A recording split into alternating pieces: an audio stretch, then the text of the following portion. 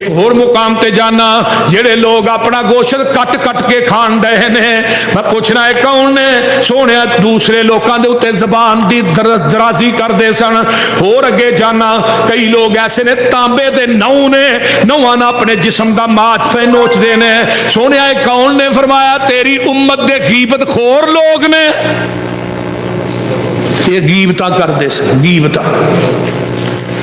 थोड़ा जी आगे जाना वे ना बड़े बड़े वड्डे पेट ने, अंदर सप चलन डे ने, लोकी इन्हां नूं पैरां दे थल्ले रौंदे ने पे। पूछया जिबरील कौन ने? फरमाया तेरी उम्मत दे सूदखोर ने, ये सूदी कारोबार करते सन। कुछ मैं इस तो अगे जाना ते वेना किया अल्लाह अकबर कबीरा। कुछ लोग ऐसे ने फरिश्तियां ने एक पत्थर थले रखे दरम्यान च सिर ते उतो पत्थर मारते ने, सिर फेवी जाते ने।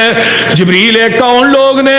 फरमाया तेरी उम्मत दे ओ लोग ने जिन्हां दे सिर फर्जी नमाजां दे वक्त भारी हो जाते सन।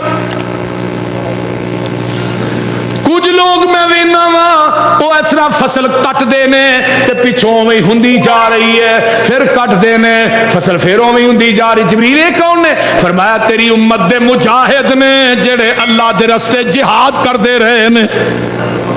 सुबहान आका अलैहिस्सलाम फरमाते ने इस तरह करके मैं इस तो अगे जाना कई लोग वेना वा अल्लाह अल्लाह अल्लाह अग दे अंगियारे कई बंदे खा रहे ने अग दे। जिबरील कौन ने? फरमाया यतीमा दा माल खांदे सन,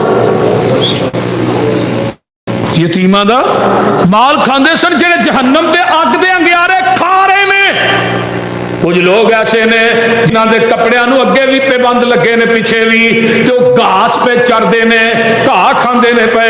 जिबरील कौन ने? फरमाया तेरी उम्मत दे ओ लोग ने जेड़े अपने माल दियां ज़कातां नहीं सन देंदे, सदका ही नहीं सन देंदे। आ मेरे दोस्ता मेरे पैगंबर अलैहिस्सलाम जग्गां दे पीर रब दे हबीब अलैहिस्सलाम होर भी निज़ाम कराए गए। मेरे पैगंबर नूं मेरा आज दी रात आसमान तो वापस आउंदे ने। जिबरील रस्ते दे अंदर ही जिबरील नूं ना आका फरमांदे ने जिबरील ये 7 आसमानां